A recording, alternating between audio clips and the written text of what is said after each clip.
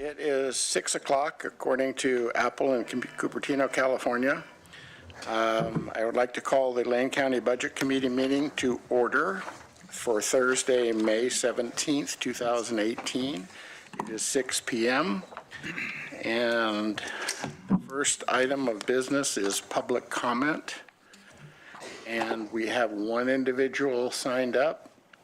Help me here, Mayeska Sess-Green. Am I close? Okay. Hello, it's Majeska Cease-Green, and I'm a resident of Eugene. Glad to be here. I've never been to one of your budget meetings before. I attend almost all of the Poverty and Homelessness Board meetings in the audience, including the Executive Committee meetings and some of the subcommittee meetings. And I understand that Commissioner Farr has some motions before you for some funding that are some of the issues that the Poverty and Homelessness Board deals with. One is Dusk to Dawn, and I really urge your support for that. Obviously, this community needs as many places as possible for unsheltered people to have safe, legal places to sleep, and the more money for that, the better in your deliberations. Secondly, Commissioner Farr apparently has made a motion for funding for filming the Poverty and Homelessness Board full board meetings and executive committee meetings so that they can be seen, available, accessible to the public more readily than for people to just be able to, who can attend the meetings. And I really urge you to support that as well.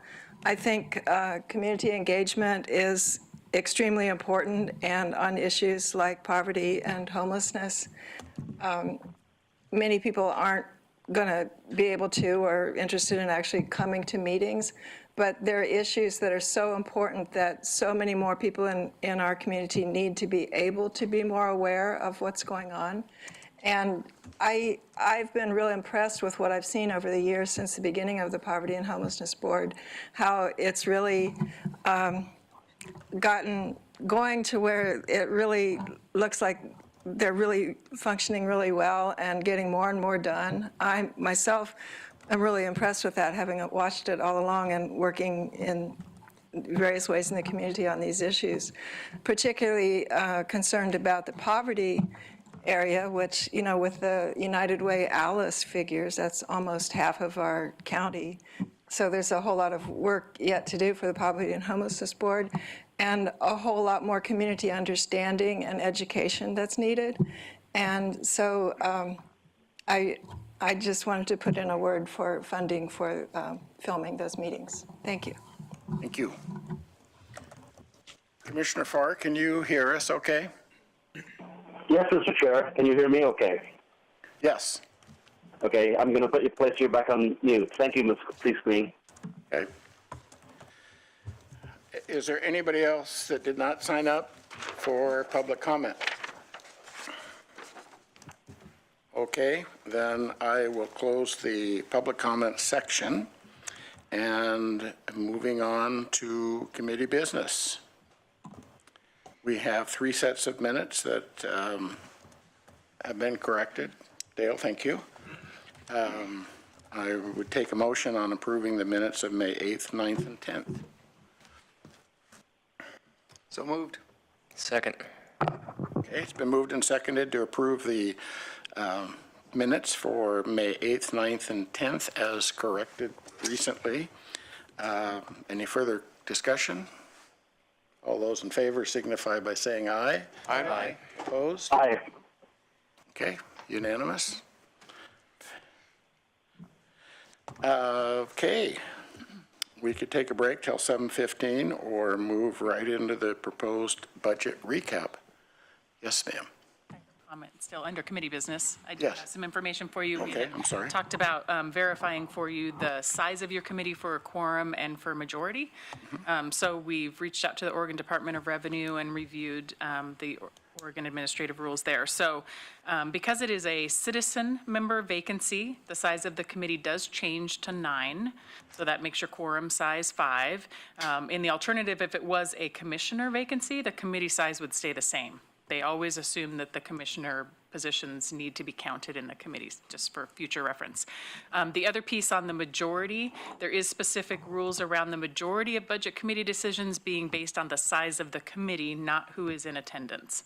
So that number would also be 5 for tonight. Instead of even. Mr. Chairman, Yes. Mr. Chairman, may I ask a recap of who is present and that I cannot actually see? I didn't follow that. Who's present? He was asking because he can't see who's here. Okay. I'm presuming I'm presuming everybody's there, all 9 members there, including myself. No, Larry Abel is absent. Yeah, Larry Abel Thank is you. absent, so there are 8 of us here Very good, tonight. thank you. Yes. Excuse me, Thank you. 9 of us. No, 8. 8. 7 Committee's present, now 1 9. by phone. Commissioner Farr does not count? Yeah, he's the 8th. The 8, okay, Yes. That satisfies my question, thank you. okay, Yes. Okay. okay. So, Bill is here. Just wanted to fill you in on that. Bill's here. Bill. Oh, wait, there's no Bill. that was several years ago. I think Commissioner Farr would like to know who is present. Yes. So we could start with Pete Sorensen. I'm present. Hi, Herb Volodin, I'm here. Jay Bozovich. Dale Stoneberg. Sid Lykin. Gary Williams. And me, Dennis Hitchmans. And for the record, Dale is here. Thank you. Okay, Once again, I'm satisfied. So a majority vote is 5. And well, we've met our quorum, so a majority vote is 5 tonight as opposed to normally 6, correct? Okay. Any other committee business? Okay. Proposed budget recap. So I'll keep my comments relatively brief, Mr. Chair. I just wanted to reflect, it's been a little over 2 weeks since we began this process, and I just want to summarize some of the high points here. As we presented to you a little over 2 weeks ago, this is the second year in a row that we've had a responsibly balanced budget that is structurally balanced with no use of reserves. We also have no layoffs and no reductions in services, number of enhancements in some targeted areas, as well as some key initiatives, including our PERS side account proposal and our housing improvement plan, and a number of other things. So we're really pleased to be in the situation that we're in with a balanced budget. These results have been,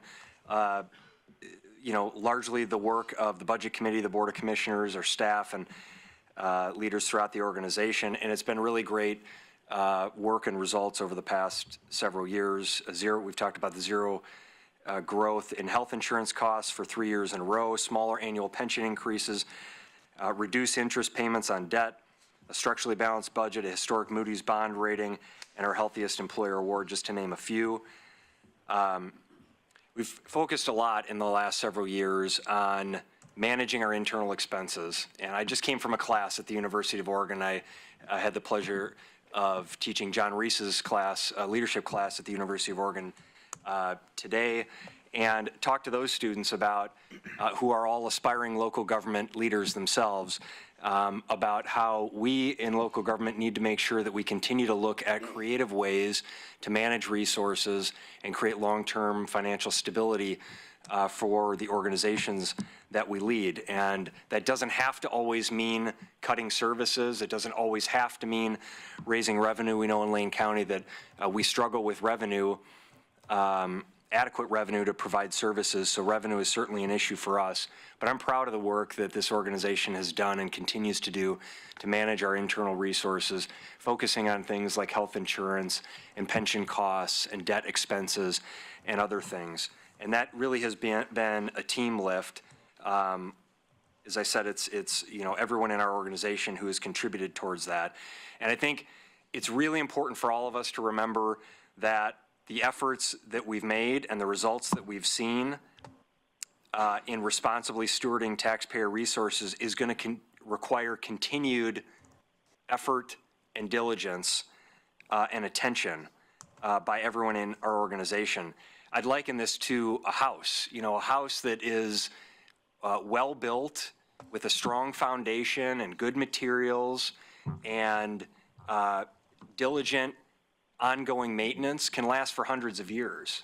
But if you don't have all of those things, if you don't take care and attention and recognize that you need to invest continually in maintaining that asset in our budget, the financial resources that we collect from taxpayers are an asset. And we're responsible for using discipline and attention to continually manage those resources. And I have every confidence that the leaders and staff in our organization will continue to do that. But I just want to make this point that as we talk and we celebrate about being in a position that we oftentimes have not been in, having a structurally balanced budget without use of reserves, that's a great thing. But let's not sit back and just say, well, our work is done, because it's not done. It's going to require constant attention and diligence and discipline by all of us. So just as you move forward with actions tonight, let's make sure that we continue to remind ourselves that we have a responsibility to make sure that we keep these efforts up and that maintaining structural balance, we have it for next year. But you'll recall that JAWS graph. The JAWS, the gap is smaller than it's been, but it's still there in the out years because our personnel expenses are growing faster than the revenue growth that we're collecting. So that's, I just don't want anyone to be under the illusion that we fixed the problem, we can now all go home and declare victory. I think everyone should be proud of the situation we find ourselves given the financial constraints that we have, the care we've taken to make sure that we invest in critical services and we don't further reduce those, and we focus on creative and innovative solutions. But we're going to have to continue to do that every single year and really every single day that we move forward. So I just want to finally say thank you for, this is the fourth budget that I've been actively involved in. I think this has been one of the best, if not the best process with the Budget Committee and our staff. Every year it feels like it gets a little bit better. We certainly have areas that we need to tighten up and make sure that Dale gets on the minutes for every agenda. But there are little things that we can continue to do. But I'm really proud of the work that this Budget Committee has done, the Board of Commissioners. I want to particularly call out and thank Christine Moody, who's just phenomenal. And I don't know that anyone realizes how much I particularly rely on her on a regular basis throughout the course of the year. For Judy Williams and Sue and John, the great work that our budget staff does. Everyone in the room and the department staff that's responsible for contributing and participating in this. One of the other things I talked to the class about earlier, this is why I'm sweating, because I ran back from campus, was what I found to be unique in Lane County is the extent to which our organization collaborates so well within our organization and across borders. There's really great work. We've seen this in the public safety system with other agencies throughout the community, and particularly in this organization. We have 3 elected department heads, 5 appointed department heads, 5 elected commissioners, and I'm continually impressed by the great professional work that all of our officials do, stepping up and doing what's right for the community and the people we serve, not just their own area that they're responsible for. And so proud to be here, proud of the work that we're doing, and thanks again for everyone's contributions to that. Thank you. Thank you. Comments or questions? Okay. Then we will move into committee discussion and deliberation. We have 6 issues magically appeared on the screen. And I want to piggyback with Mr. Mokrzycki's comments a minute ago. And my observation is if I was going to give out a most improved budget committee, budget staff award, it would be for Christine. I have seen you from taking over from Mr. Garnick till today. You have come a long way in being moving from a more of a technician on the budget and the number guru to a real manager. And I appreciate that, and I have gained a tremendous amount of confidence in you also. So, 4 or 6 items. Shall we tackle the first one first? Yes, sir. One thing I was going to ask before we get into any one of these proposals is, in previous years, we've had an idea of what's the impact of making any of these decisions on the whole budget. If you got, maybe Christine could tell us this, if I looked at that list and said, wow, that looks really good, why don't we do all of that? Well, what would be the impact of all of that on the general fund? Would we be within the amounts of money that we've been talking about in terms of the carryover or the reserve or other ways to understand not spending all your money in the current year? In other words, is this 2% above that? Is this below it? Give us some idea, because otherwise, I think we're kind of shooting in the dark as to say, oh, well, sounds good to me. Why don't we just approve it all? Well, obviously, that impacts something else. What does it affect? Well, as far as the general fund specifically, I mean, the first item up there would increase expenses. I mean, we've got the fund over there. So 124 is the general fund, just in case you're not aware of the numbers and what those. All of them, but 2 are Correct. general fund. General fund, Yeah. yes. So in that case, the first one has a revenue coming in to cover it. So that's a net zero impact, although the budget looks bigger. It's not drawing reserves or anything like that. The other pieces, unless there's another identified source, we weren't told about another source of revenue, so we are assuming reserves at this point unless the budget committee finds something else. Those would actually most likely come out of what we have reserved for capital, because otherwise you would dip below the 20% in the general fund. So remember, we talked about some of the one-time money we put into future capital planning, so that would be the source of funds for those. Okay, thank you. Just to follow up to that, what is the dollar amount of the future capital reserve in the general fund? Sorry, What's the dollar amount of the future capital let me find Fund- that for you. It's a specific general source fund form. reserve? Yeah, I'll find it for you. The other thing maybe I should mention too, because you asked about the impact on the general fund, is that the first one, because we know that that revenue number is one-time money, it would be structurally imbalanced, as we mentioned in the general fund. We mentioned that at the last meeting. So that would be an impact.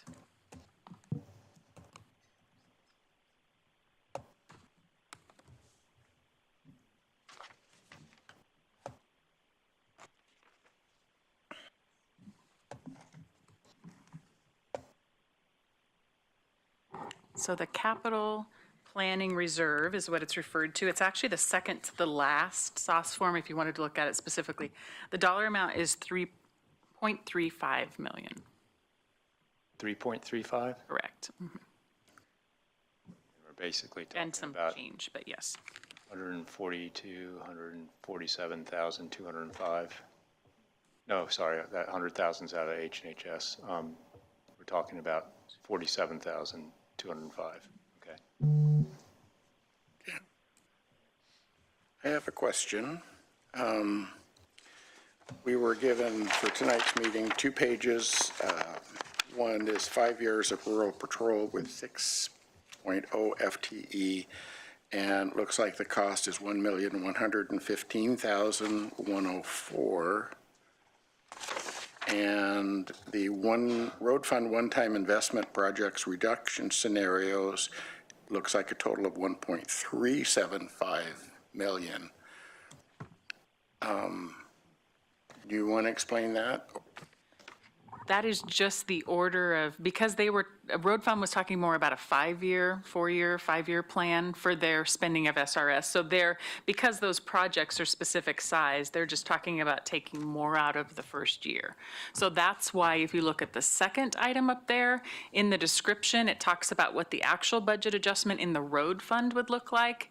It would result in capital expenditure decrease of the 1.3 that you're seeing. It would also increase the transfers out, and some money would go into reserves to wait for a future year to fund one of the out years of the patrol. So they're just taking it not exactly as the sheriff's office would be spending it, but getting to the total in the end. Because if it's kind of you put a bunch of pieces together, and they're putting pieces together at 1.375, and the sheriff is projecting 1.115. So 260,000 odd dollars could or could not stay in the road fund. Stay. Would stay Reserve. in the road fund, right. Okay. Yeah. Okay. Further discussion, questions on item number 1? Go ahead. So this idea was my brainchild, and I want to make clear that I was not asked to put this forward from the sheriff's office, and this was just something that came to me as we were thinking about, as I was thinking about the 10-year public safety plan, and could we make a start on some of the, we're in phase 2 now, we're supposed to be restoring services, and this was an opportunity to utilize road fund SRS money because it's so flexible and has that ability to be used for patrol. And as I look at the project changes and all that, and the short timing, I didn't bring this idea forward till we were in the budget process. And had I been thoughtful at the time they approved the SRS money in Congress, I would have brought the ideas up then. Maybe they could have been more fully formed. But what I'm, in a roundabout way, getting to say is I'm not so sure I want to move forward with something that structurally unbalances our budget, because it does do that, because we are using one-time money to fund an ongoing expense. I want to maybe have a conversation in the future about, do we look at a levy or something that's going to bridge to when we can get to a more permanent solution like the Deschutes County model? But we just didn't have the time to have those conversations from a couple weeks ago when we got started to today. So I'm kind of asking the committee maybe to skip over this idea. But at the same time, I want to pose that the board take up a policy discussion around separately tracking secure rural schools and federal forest road fund monies from all other funds in the road fund, and setting up a policy of spending those dollars last so they become reserve money in the future that sits off in our reserves, so that if we ever get back to a 2011 and that kind of exigency, we have that flexibility built into our reserves. And I think that's going to have to be a board policy decision and a reserve policy decision. Like we just adopted a reserve policy recently as part of lane manual, right? Correct. Yeah. And we might have to look at a revision of lane manual around that. But that's really, I want to make sure, back in 2011, when we were going through that massive crisis, and we didn't know how we were going to fund patrol, nobody could tell me accurately, and they tried to, how much of the reserves in our road fund at that time were federal dollars that were eligible for patrol. And we tried to reconstruct that, and both sides were arguing, about whether we were accurately projecting that, whether it was the public works employee unions that were saying we were under projecting how much was state highway money, or it was the sheriff's office at the time saying we were under projecting how much federal money was there.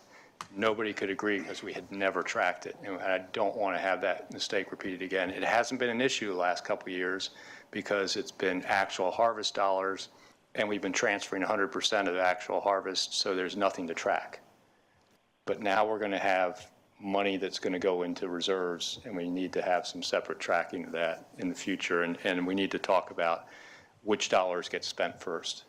And do we want to hold on to those flexible dollars? And that's more of a policy and a board discussion than a budget committee discussion. But I'd like to ask the committee maybe to pull this first budget option off the table and help Steve, keep with the discipline that we've actually built over the last several years, which is, where we're having structurally balanced budgets, and that we're not utilizing reserves for ongoing expenses. And I don't want to get us in the position of having individual departments lobbying us for budget options to bring, to pull one-time money into their budgets and spend it on ongoing expenses. So I know it was my brainchild, and what I'm saying is I think I'd like to pull that brainchild back and have maybe some further discussions on the board about how do we get that temporary bridge and start rebuilding patrol while we're trying to do the Deschutes County model that took them 8 years, and they didn't have a metro plan to amend. We do have the metro plan in our budget, so that's at least the first step there, the metro plan amendment. And then at the same time, the board needs to have some policy discussions about where we put SRS money and tracking that. Okay, Commissioner Sorensen. Yeah, well, one thing I wonder if maybe Christine or one of the other budget staff knows whether or not that money could be tracked and could be included in next year's budget in the way that Commissioner Bozovich just mentioned. I think that would be very helpful for us to know, so that it's known to everyone that's looking at the budget committee members especially, but the public, departments, because otherwise I'm not sure without the tracking we would know the answer to that. And if it's just lumped in there as, to use the Public Works terminology, the road fund, it doesn't really give the knowledge to people about how flexible or not flexible those funds really are. How many road funds would we have if we have a state highway road fund, a federal forest road fund, a ONC separate from national? In other words, how many chunks of money go into that one fund that we call, what is it, Fund 225? Correct. Yeah. Yeah. We call it Fund 225, but really, there's a lot of different money in there, just like Fund 124 has lots of different money in there. Right. So you've got a lot of different revenue sources in just about every fund that we have. But what we do inside of a fund is we have what's called department IDs, so that we could track.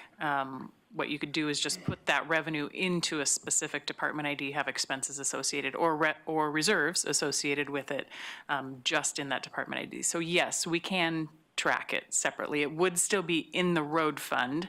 As far as the public or the budget committee seeing that specifically, we would have to provide that information separately. It would roll up into totals the way you see your budget document, but we can definitely do that. We do it with some other funding sources in different places too.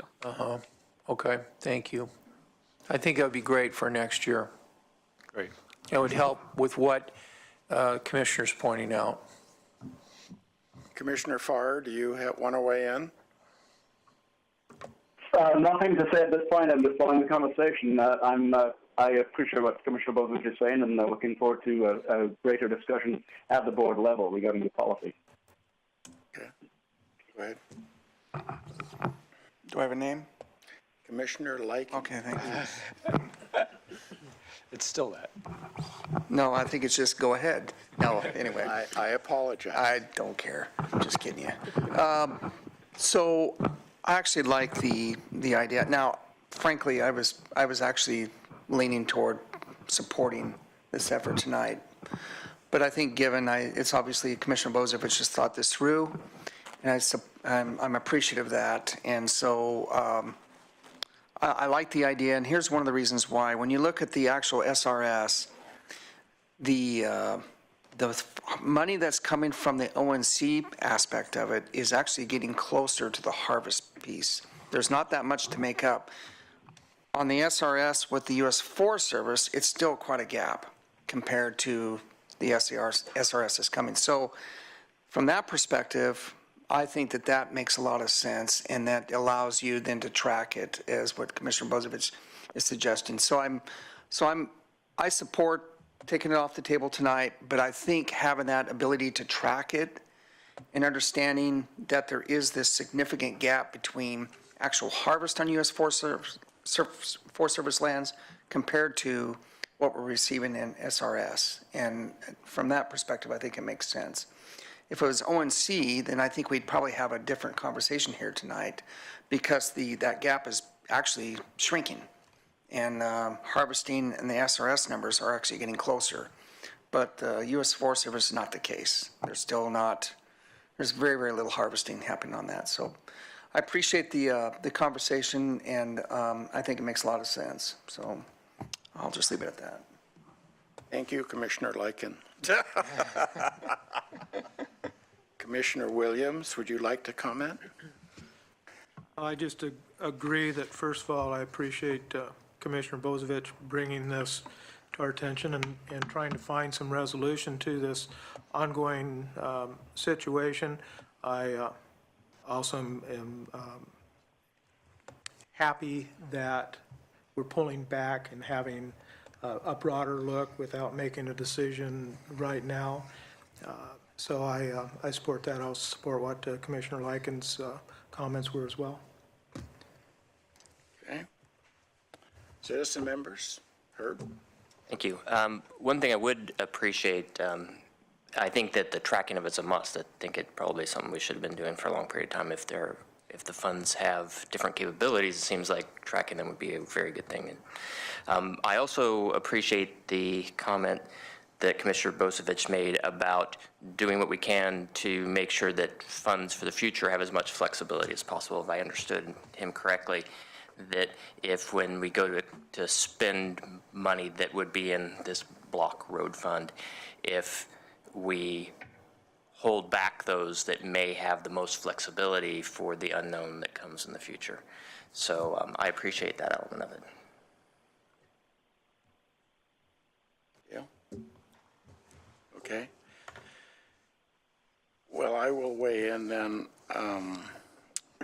My sense of where we're headed is that we're on the cusp of greatness compared to budget years past, in terms of we are going to be able to do some really good things with our current year structural balance, with healthy reserves, and if other issues such as homelessness and mental health and all the other things we've talked about show opportunity, we will have the funds to make those decisions. I'd like to call the money what it is, so I don't mean to get into 59 different road funds, but it seems to me that we have a lot of sources of income into the road fund, and some of those are not necessarily captive of the road or by the road fund. So it'd be nice to kind of call it what it is, so we're not having to upset Public Works and road people saying we're taking your money, because I don't believe we are. So let's try to label it a little bit better. I see again that we had a very good presentation on the value of stable housing, pre-treatment, pre-contact, get them into stable housing, and then we have much better success in terms of the criminal justice system, mental health, medical issues, and so on and so forth. So I sense that those types of things are going to be dealt with throughout the budget year. And I would like to encourage the board to create a path to increase the sheriff's office, particularly resident deputies, particularly the critical detective support positions that are needed, as well as adding to the rural patrol function. So I'm sensing that number one is going to be tabled. I'm sensing that the commissioners are highly motivated through the policy portion and the regular year to do good to that particular item, so I'm willing to table it at this point too, or would vote against a motion. Yes, sir. When I asked the question about the road fund, you said, well, you know, we've got the road fund, 225, that's the way it is. What is the downside to actually creating fund numbers? I'm just going to blurt out 225.1, 225.2, 225.3, where it's clear that these are funds that must be used for road construction and maintenance within a dedicated public right-of-way, as opposed to road fund dollars in Fund 225.2 that can be used for that purpose, but also can be used for purposes of law enforcement. What's the downside in creating those funds so that next year it's very clear what's in Fund 225.1 versus what's in 225.2? Why wouldn't we do that? And why did you say that's the way it's going to be? It's going to be the road fund 225 when we're hearing that we do want to know. Well, the road fund is defined in other places that aren't under our control. So, Okay. so is the general fund. Those are things in statute. The highway dollars are even talked about in the Constitution. So what we could do is a sub-fund. We do have sub-funds. I don't know that that would track it any more accurately than the Okay. department ID that I gave. And sub-funds roll up into the fund, so you don't even realize really when you look at the budget document and you see one fund, Health and Human Services Fund, that it has 3 sub-funds underneath it, just for different programs. So there's not a disadvantage to sub-funds. I think the additional funds are not always legally possible. Like when it says that these funds must be deposited into the road fund, the county's general road fund. We're going to have a put it road into fund. that fund. Right, gotcha. Yeah. Yeah, well, thank you for that explanation. Mr. Chair. Oh, sorry. Go ahead. I just wanted to suggest. Mr. Mokrzycki, go ahead. Been called worse. Just wanted to suggest if you want to try to wrap up this item, if you want to request that staff bring back to the Budget Committee at the next meeting, which would likely be in January or in the next cycle, after we've gone to the board and sought, direction on how to make this happen, that staff will come back and present to you what's actually happening. So I have every confidence that between Christine and the budget staff and Tanya Heaton in Public Works that we'll be able to develop a solution that addresses the concerns that you have to make sure that the resources are clearly accounted for and can be tracked from an expense standpoint. I'll make that motion to make that request to staff. Okay, go ahead. I mean, you want to restate what your motion is? I move that we request that staff come back at our next regular scheduled meeting with a breakdown of the road fund following the guidance from the board. Your second? Second, I guess. Okay. Okay. It's been moved and seconded to wait till the next budget committee meeting, which will be likely in January, to move the issue forward. That's not exactly true. Separate from what's in front of us here, I'd like to make the motion that information be brought forward to the committee at the next meeting. Okay. Okay. And we have a second. Any further discussion? Isn't our next budget meeting the kickoff of the budget next April? Yes. Yeah, you mentioned January. I think it's a lot later than that. That'll be fine with me. Yes. So essentially, the result of your motion is that we table that proposal to next year.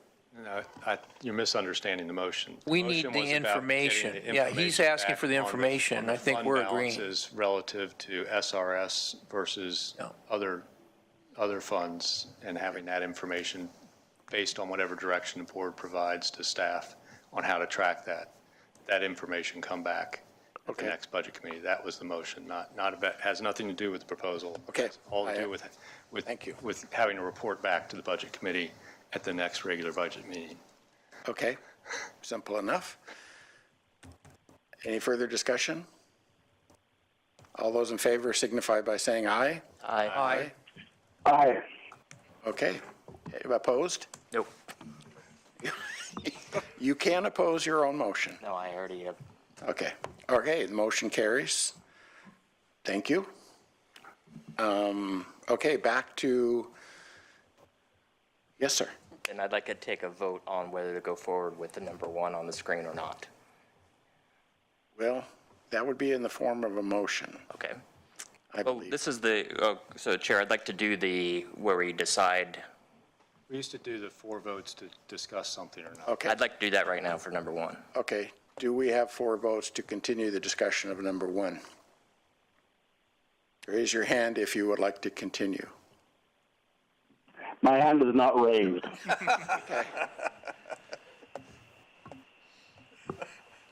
We have 1? I'll defer to the others. Okay. All right, we have 1/2 vote for discussion, which does not meet the requirement of 4. So item number 1 is officially tabled. Is that correct? Okay.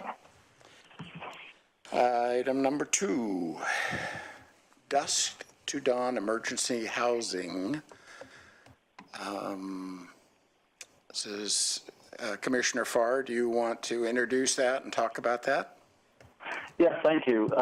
I have 2 motions here, both to do with the work of the Poverty and Homelessness Board. The item number 1 is a request of $38,205 to fund the Dusk to Dawn Emergency Housing Project. It's administered by St. Vincent de Paul. Last year, we budgeted, or we ended up spending, around 23,000. So this is about a $14,901 increase from the money we spent last year. What it gives us is an increase in beds provided. These are beds that we provide between November 1st and March 31st.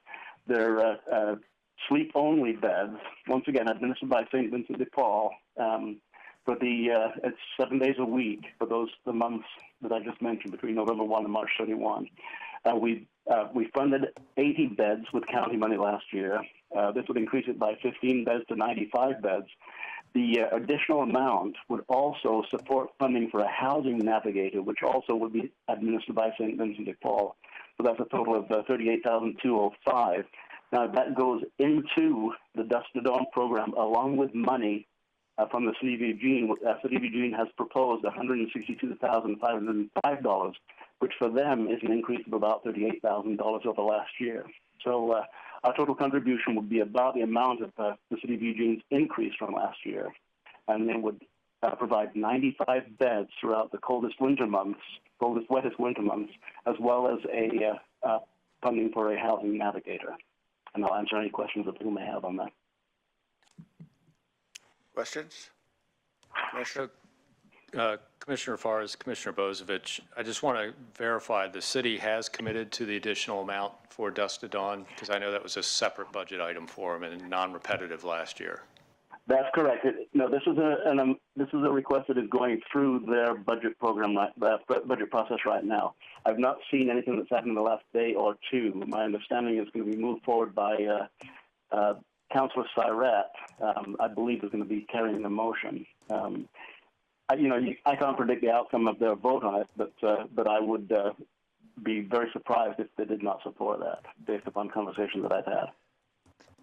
Thank you. And of course, when the full board considers the budget, we have the ability to pull this without coming back to budget committee because it's less than 10% of the, or what are we at? Correct, yes. Less than 10% of the fund. about a little less than 1%. And Commissioner Bozevich, absolutely. If the city of Eugene pulls the plug on it, then that $38,000 standing alone wouldn't do anything. Yeah. Thank you. I just wanted to clarify that. Commissioner Sorensen? Can we get the department's view on this? Then if that's the case, I would ask Mr. Manella to perhaps step Yeah, forward. Steve is In here. the audience. Yes, yes.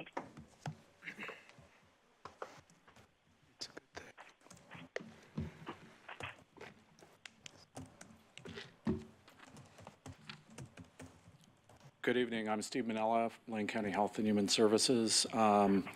Commissioner Sorensen, Chair Bozevich, or Chair Dennis there.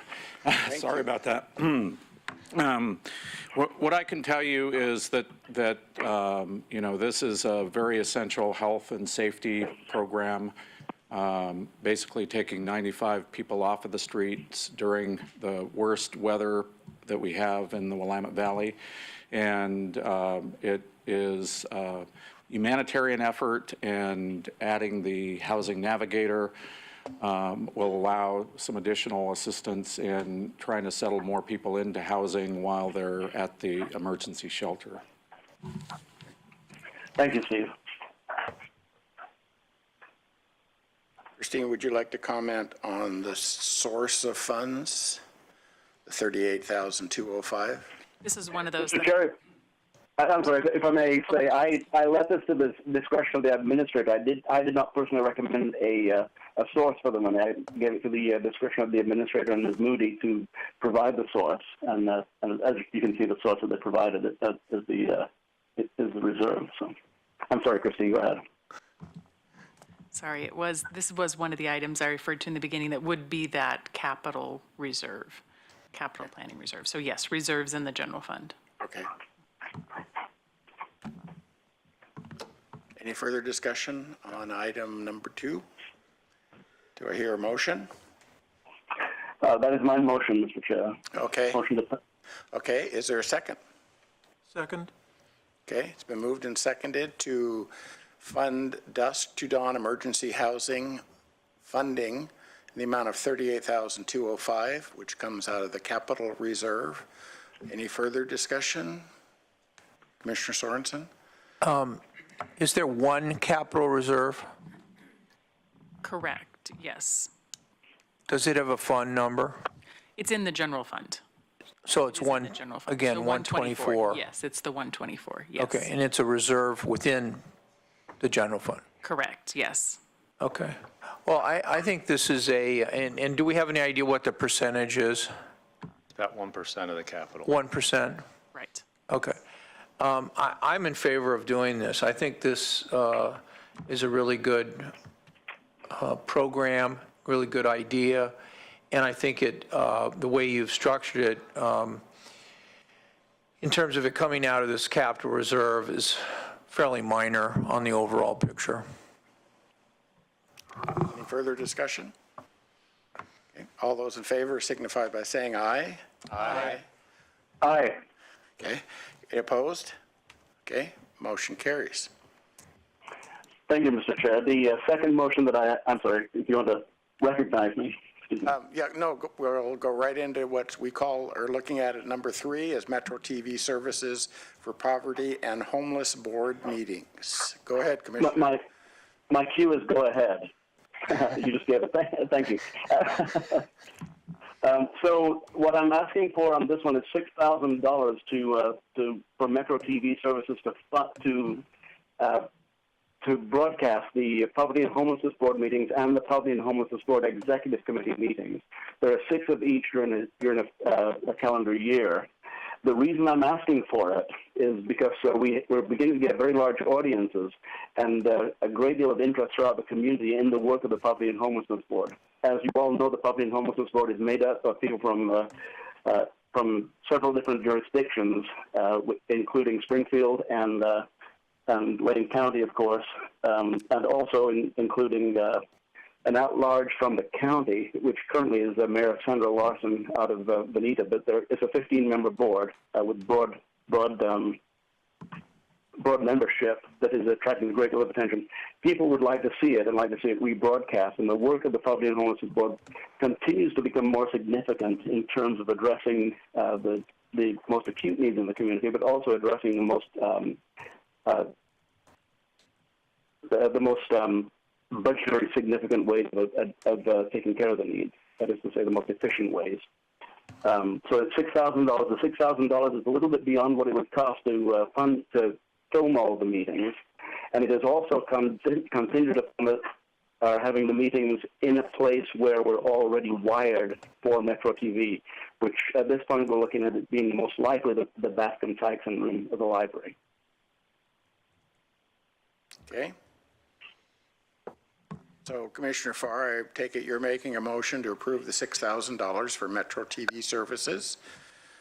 And just with a little asterisk, the actual Metro TV services is more like $4,400. There's a little bit of an additional money there for a Poverty and Homelessness Board discretion surrounding the meetings. Okay. I just have a question on whether this is a one-year request or whether this would be an ongoing request, so that we know. This is a one-year request, Ms. Moody, but I would hope and expect that once we see the significance and the value of this, that it would just become a wrapped-in part of the budget for next year. Okay, that helps. Thank you. Is there a second to the motion? Second? Okay. Been moved and seconded to approve the $6,000 to Metro TV services for Poverty and Homeless Board meetings. Any further discussion? All those in favor signify by saying aye. Aye. Aye. Opposed? Okay, motion carries. Thank you, Mr. Chair. Thank you to the committee. You're welcome. Enjoy your vacation. I'm still here. I'll be here until you gavel out. Okay. Item number 4, National Alliance on Mental Illness, NAMI funding, was brought up by citizen member Larry Abel. He is not with us this evening, and I will start. I'm confused by the number. Go ahead.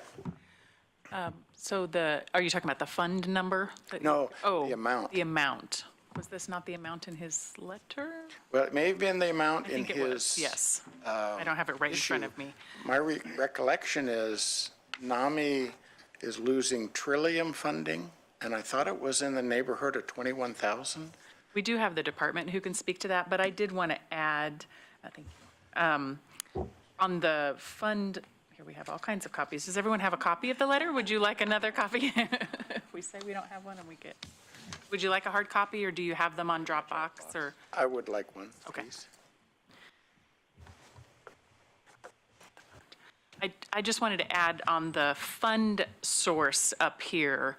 This was not identified as the funding source necessarily from Mr. Abel. We put the Trillium Fund, but so that would be up for discussion, and likely you'd want some department input on that too.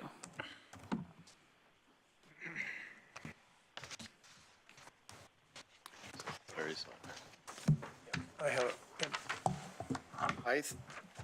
I don't think I have it with me, but the letter we got that on the first night from the person that spoke on NAMI's behalf, thank you, was,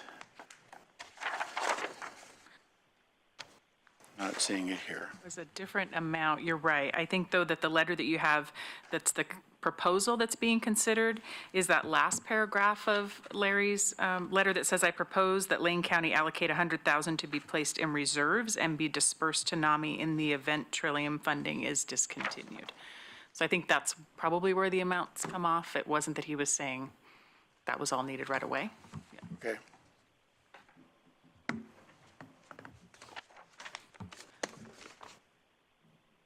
Thoughts, discussion I'd like to hear from the department chair. for me? Okay.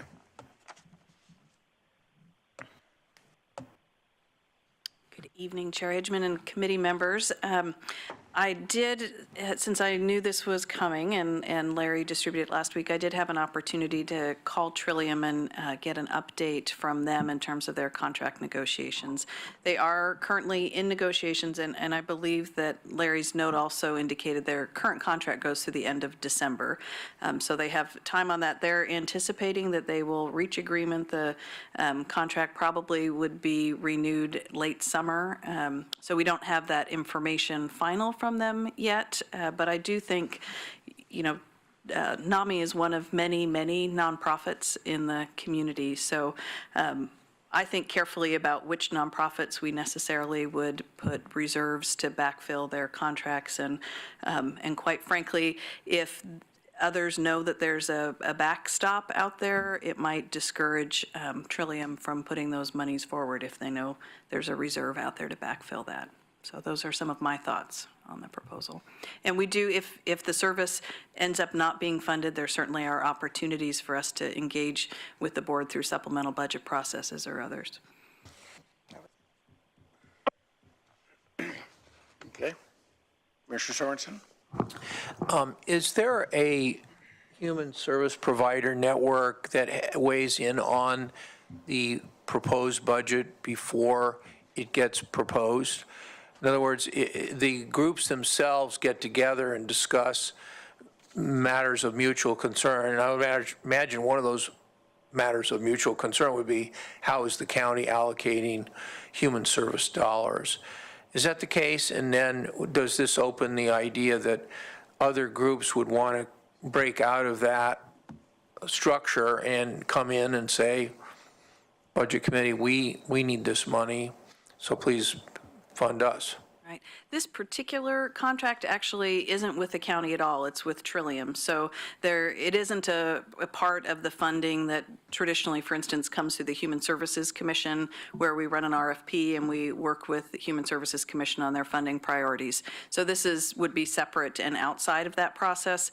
But certainly, I think you're right. The county does run processes in various places in health and human services to determine what are the priority needs, and then run an RFP and go through a selection process for those would be typically how we would. Now, if we turned this down tonight and decided not to take money out of reserve to fund this, and their program is not renewed by Trillium in several months, maybe September? Right. Is that the cutoff date roughly, or not? Well, the cutoff date would be December because they have a current contract that runs through December. When I spoke with Trillium, they said they were actively in negotiations, so they're hopeful that by the end of the summer that'll be concluded. Yeah.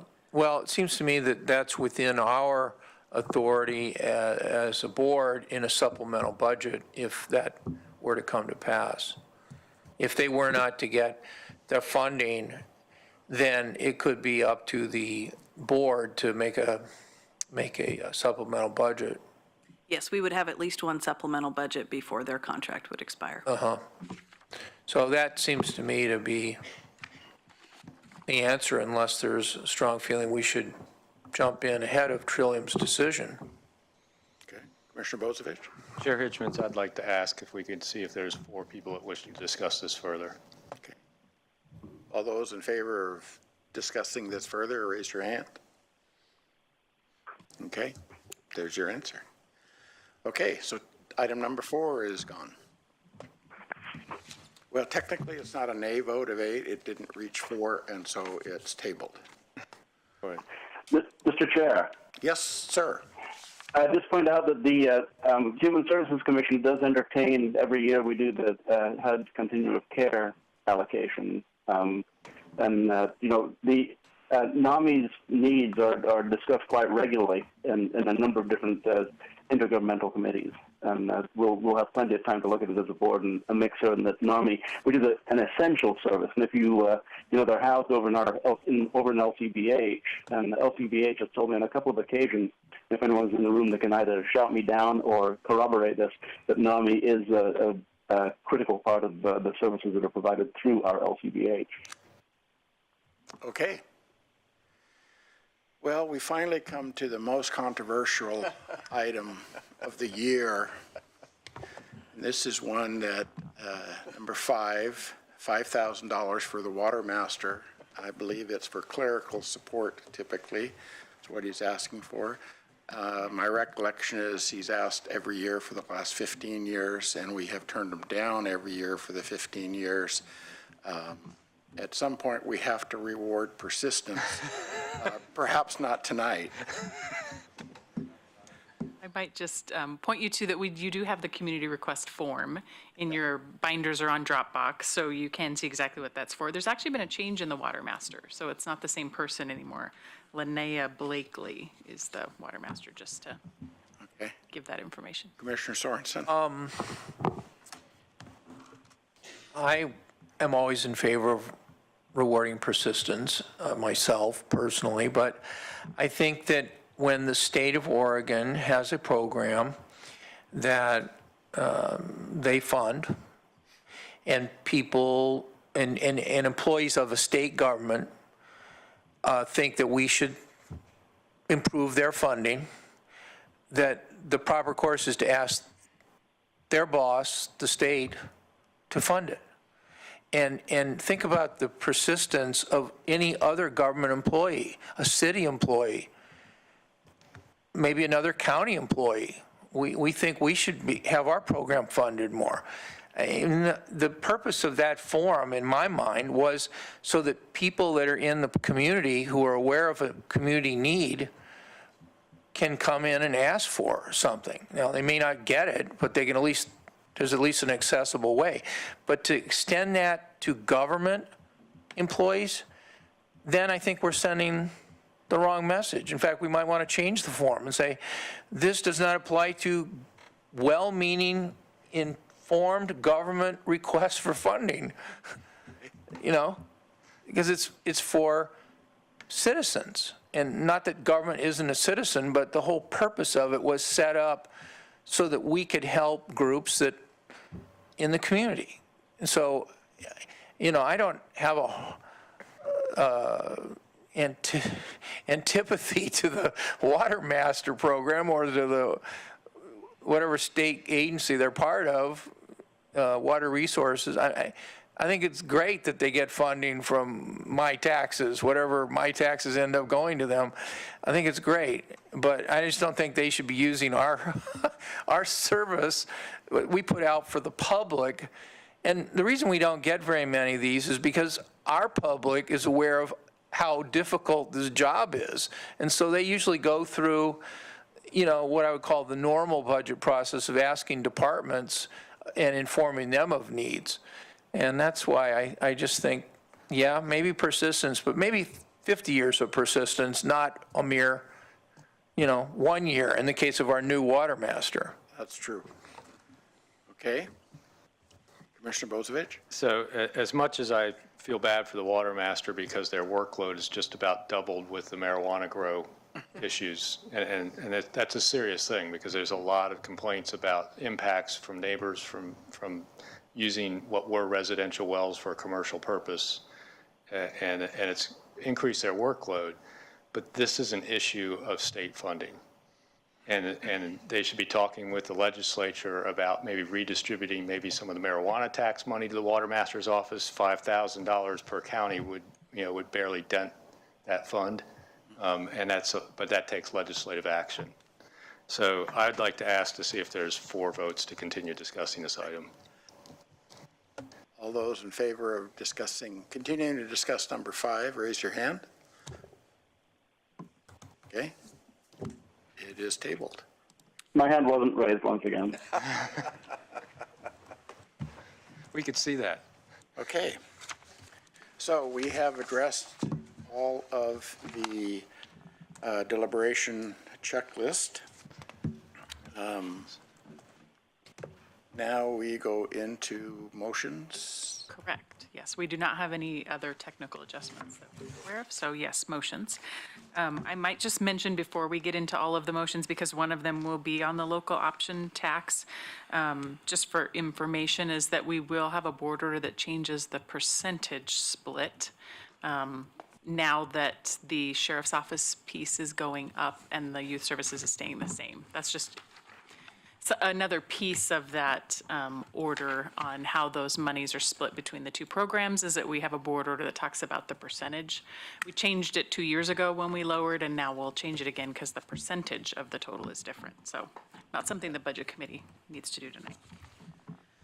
Okay. Who would like to read and start? I'll take number 1. Move approval of the fiscal year 2018-2019 Lane County permanent tax rate of $1 or $1.2793 per $1,000 of assessed value. There a second? Second. Any further discussion for motion number 1? All those in favor signify by saying aye. Aye. Commissioner? Aye. Okay. Opposed? Motion carries. Number 2. I'll do it. I would like to move approval of the fiscal year 2018-2019 local option tax for jail and critical youth services in the amount of $0.515 per $1,000 of assessed value, with $0.435 for jail services and $0.08 for youth services. Second? Okay, any further discussion on motion 2? All those in favor signify by saying aye. Aye. Opposed? Aye. Okay, motion carries. Number 3.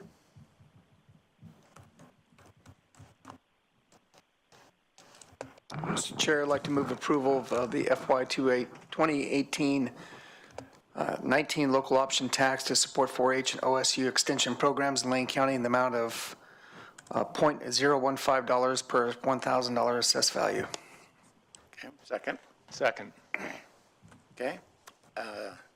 Motion number 3 has been moved and seconded. Is there any further discussion? All those in favor signify by saying aye. Aye. Opposed? Okay. Motion carries. Number 4. Damn.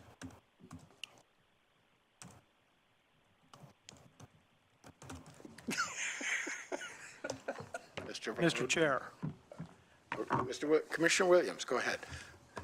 I move approval to allow the use of transient room tax dollars for operational purposes consistent with Lane Code 4.175 and 6, NORS 320.350 as follows. Lane Event Center, $874,115. Lane County Parks Division, $732,677. Second. Moved and seconded to approve motion number 4. Any further discussion? All those in favor signify by saying aye. Aye. Aye. Opposed? Motion carries. Okay, who wants to close this out with number 5? Commissioner Bozievich. So I'd like to move approval of the entire fiscal year 2018-2019 budget with all adjustments approved by the Budget Committee. Second. Okay, motion number 5 has been moved and seconded. Any further discussion? May I ask who seconded, please? Pardon me? Commissioner Lykin. Thank you. So I'd just like to, for just a moment, thank Mr. Mokrahysky and the budget staff for the diligent work they've done in preparing yet again another structurally balanced budget that is not using our reserves and also has actually built our reserves to where we were asked to get them by the Moody's service. And hopefully it will allow us to increase our financial ratings even higher than our historic level that we gained last year from Moody's. So I really appreciate the hard work our staff has done in putting this budget together, all the way down the line in departments also. I know it's a lot of hard work. I've helped prepare budgets for agencies from the inside also, and I know it's crazy making sometimes. So I really appreciate staff's work on this. Further comments, Commissioner Soren? Thank you very much. I really appreciate this budget year. The preparation was excellent and made our job that much more easier because of the excellent work of the budget staff and all the department people that we don't see up here that much, but they are the people that Ms. Moody and the other budget staff for the County Administrator's Office rely upon and work very hard. I know a couple of you are here tonight. So thank you for your diligent work.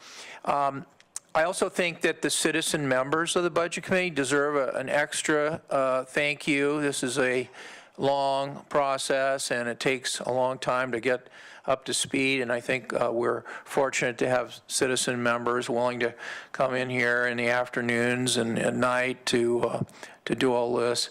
I hope that in the future we're able to really look at the needs of the community, and that's not to say we haven't, but I would like to see some of these recurring problems that we hear about and experience, whether it's the problems of the elderly or the youth and the crime rate, and also, you know, we see often with suicides, and now we're seeing more and more people with substance abuse, either because of illegal drugs or legal drugs. And these are problems that are persisting throughout society. Poverty, you know, we're just looking at more and more of a bifurcation of our society, and we just cannot really survive as a country to have so many poor people. And so this budget does what it can to address some of these problems, and I'm glad to vote for it because of that. But it's always something in the back of my mind. What can we do better? What can we do more of to help people that are really struggling? And we don't often see them attending our budget meetings. Many of them are working 2 and 3 jobs, and so they're very busy, but we know they're out there, and we all have our interactions with people that are really struggling, and that's one of the things where local government is where the rubber meets the road. And I think it's great that we've put the time and energy into this budget and done what we could. Thank you. Okay. There discussion on motion 5? Well, while we're commenting, I would like to recognize again that this has been a year of budget conversation about what we can do. And for many of us, there were many, many years of discussion about what we can't do. So it's nice to move in that direction. I'd also like to say that as a citizen member, it's a pleasure to work with this group because in government, honesty and facts are becoming somewhat diluted in our government in this country, but I have never suspected or seen anything remotely relating to misconstruing the facts or lack of honesty on the part of county administration, members of the board, and the citizen members. And to the sheriff's office, I would say I'm disappointed with the momentum tonight to get what you were looking for, but I do see a path to getting what you feel is best for this community sometime over this budget year. So I'm disappointed, but it's always next year. So any further discussion on motion 5? All those in favor signify by saying aye. Aye. Aye. Opposed? Motion number 5 carries unanimously. So we have approved all the budgets. Is there anything else for the good of the order? Commissioner Lyken? Thank you, Mr. Chair. And so I just wanted to say this is my final budget committee here at Lane County, and I wanted to let staff know it's been a pleasure. And in fact, I got my start as a citizen member of the Springfield Budget Committee. Remember Steve?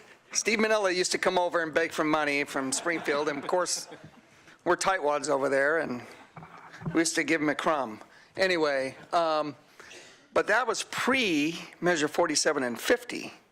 So that's how long ago that was. And We used to budget 3 years. Now you have to kind of do it annually. We used to actually budget out 3 years because pre-measure 47 and 50, you really could do that from a local government perspective. But I just want to say it's been a pleasure, first of all, serving with the Budget Committee. And I also want to say it's been a pleasure working with really what I call an outstanding staff, and want to thank you for your excellent work. And I think of where we were in 2011 when I was first sworn in and where we are today. And frankly, if you look at that, we're talking just a mere 6.5, 7 years. And it's pretty miraculous in my view. And I appreciate Steve's leadership. I appreciate all of our budget staff's leadership. This is a big compliment to Steve. He has a little bit of the late, great Mike Kelly in him. And if anybody knows who Mike Kelly is and understood how he operated, probably in my view, and yes, it's biased, but in the view of a lot of people, probably one of the best city managers to ever to serve the state of Oregon. And we lost him last year, and he was a incredible human being, taught me a lot about public service, and I owe so much to him for the work that he did. But I just want to say thank you to all of our staff. You, in a sense, make our work easier, and our jobs, especially as electeds, is to be the salespeople. And you really have made that work, from my perspective, fantastic. And I salute all of you, and I wish you the best. Here's the reality. I lost. I'm good with that. We move on. I was disappointed after the night, a little bit yesterday, but today, you know what? It's a new day, and I know from my perspective, I'll be doing just fine. So I wish Lane County the best, and again, thank you so much for this opportunity to serve.